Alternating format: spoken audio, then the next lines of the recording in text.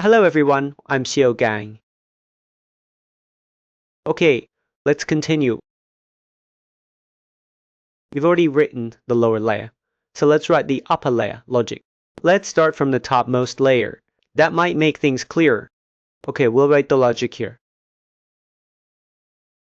We won't write it inside the subsystem anymore, because writing it inside the subsystem doesn't really give you a sense of encapsulation. The first interface we wrote wasn't elegant enough in my opinion, so I'll just copy it over here and explain what each part means. We'll use public here.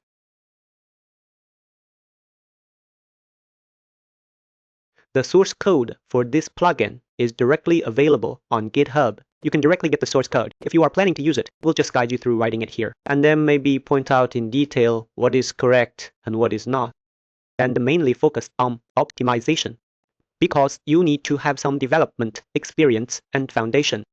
Only then will you understand why it is the way it is. Sometimes, okay, we need to put it in here. Indicates this result. Okay. Then we'd better add a theme here. Choreograph. Then here we pass an object of the world context. Then this is the path we stored. Then this is the image size. Then this is a boolean. We can do it this way. We have a begin. Then we certainly have a right. Actually, we should write this first for everyone. View or port interface. This way everyone might feel a bit more comfortable. Because suddenly I'm explaining this screenshot to everyone. This thing is tedious. So let's do it together. Give all three interfaces together directly. There is no annotation here. No annotation. And this part is for full screen. And this part is to bind a... After you bind it, you need to do a pixel filter on the full screen part. Such a task. And similarly, they all have this world context object. 1.9, so there must be a task that ends. Then, when it ends, this group will definitely need a delegate. We place this delegate at the end, because after it ends, there is actually still some work to be done. As for this delegate, we actually put it here in this type field. We just need to change the name. This is a delegate used by our blueprint. Felix CJRT's Weibo, Mu, LTI. Okay, that's it. Good. Okay, so we have three such interfaces. I'll tell you what each of these three interfaces does. Used for... Let's create it. Actually, when we write code, sometimes if you are more experienced, when we write, we already have this architecture in mind. But when you're not experienced enough, many times you can only write one step, debug one step, then optimize one step. Then write another step, debug one more step, optimize one more step. There is no problem writing code in either of these two ways. Then first, right here, let's first give it. That is, whether we have successfully started, because it's possible that some parameters you passed are incorrect. So we will take this value that needs to be returned to the user. Let's first give it a force. Give you first, or if this passed value does not have a world context object, we consider it wrong. And if you don't have this context object, you can't even get it. That is, if what you gave is empty, then you are wrong. If what you gave is not empty, but it might not be as good as words, then obviously this thing of yours is also wrong. I wouldn't dare use it either. Then it will just be rejected outright. Then here we get our subsystem. We need to include this kissmeet. We've used kissmeet many times already. Oh, good. Then next we will call our subsystem to execute the actual operation. Obviously we don't have this yet. A subsystem for multiple images, so let's ignore it for now. Similarly, we put this fuel here. We also put it here. So here it is, mainly about doing it. Mainly about making a judgment on the security of your input parameters. And then for this under, it is also the same. And if it doesn't have this under, it is still necessary to check whether you are currently in the process of survival Didn't add that judgment. It's fine. Here, then we get our game instance. Then our actual game instance. We actually use the subsystem to do this work because we involve ticking. It's quite troublesome. We haven't started it yet. Okay. If it hasn't started, that's fine. Let's start it now. Then for the subsystem, we need to remake it. Obviously, for the subsystem, we only need this name. We call it, this is our mutual multiple firing, right? Okay, after we finish copying this, come here. Let's copy the public one too. Okay, this is the 10. Then let's refresh the project. Modify the code inside. It should be here.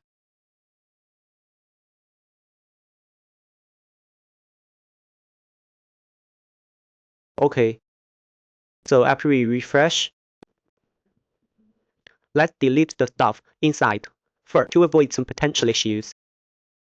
Delete it. We just, okay, cleaned up. Let's compile first. We write good code to avoid problems. Right. You might think I'm being a bit too cautious, but that's a good thing. Okay, let's paste it over the same way. Now, let's write this subsystem. This subsystem is quite complex, and we needed to include this reflection file. Then we'll take its explanation. Sorry, I thought I had recorded everything just now, but I found I didn't click the record button. Okay, but it's fine. I'll just do it again. Here, you can see we have a subsystem with this name. This subsystem is a standard subsystem. Everyone can take a look. This is the name. Don't make mistakes on these points. And then our type should remain the same as before for everyone. The type of this structure. Okay, so there is a delegate here. Then after we have this subsystem, we need to add some methods to the subsystem. Then here we wrote a friend cast so that our BPU library can call our methods. Then we take these methods we just wrote and write them directly as part of it. Because our BPU library actually only does one thing, a simple forwarding like this, right?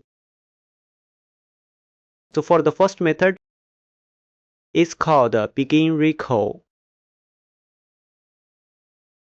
And you can see it looks like this. Actually, it only accepts a path and a type. Then you can see this type will copy it over.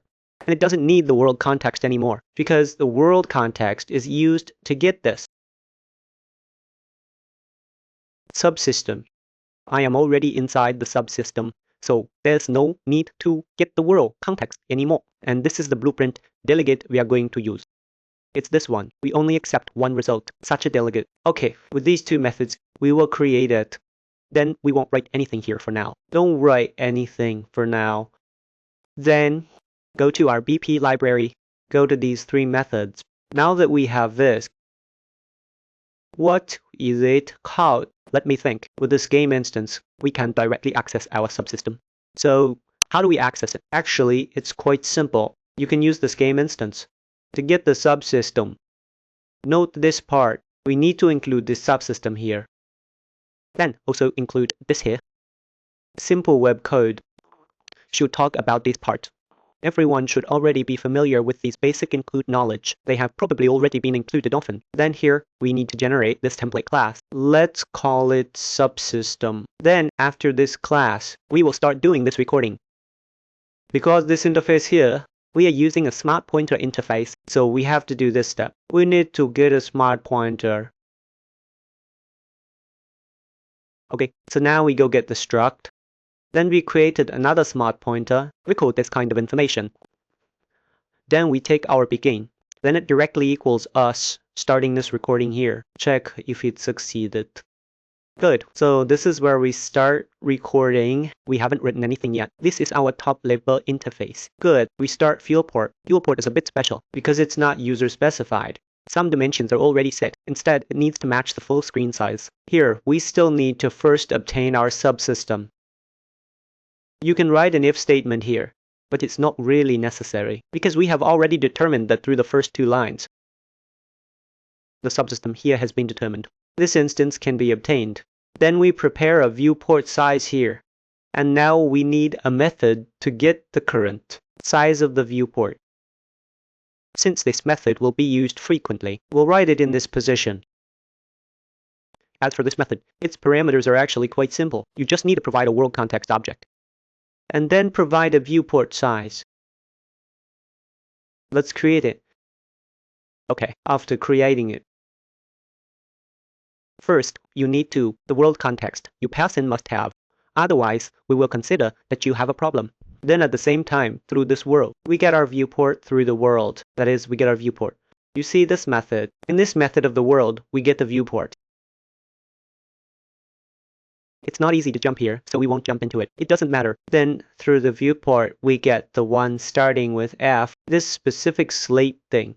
You see, for the viewports class, return to this viewport. In this viewport, we first take the XY we want to output. Clear it first. Then we use this absent viewport. What is it? It is this slate. Continue to slate viewport.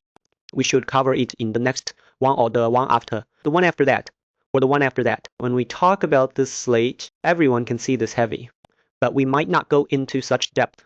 You see, this is actually quite complex. Then through this function, you can get the current size of the viewport. Then note that we just need to return a success here. That proves that we have obtained the port of this veil port here. Then at this point, we go back to our blue location. Then we need to obtain this port here. Well, we can just get it here because then we need to change this name here. It should be here. It should be this name. This is okay. Good. Then here we get the port size. If it succeeds, we still need to do it this way. We need to create a message like this. So why do we need to do this with the information? You will see that above we just copied it directly. It's because this, for example, if it's full screen, then the screen is 1K.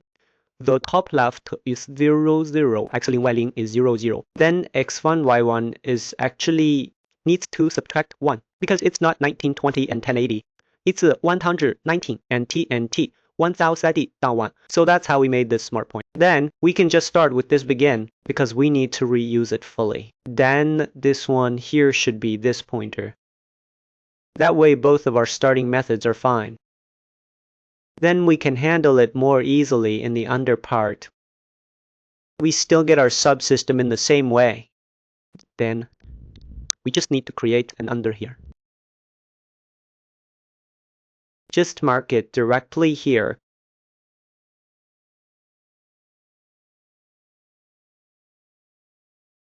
Okay, here we need to pass in the delegate. Okay, as for our entire upper level interface,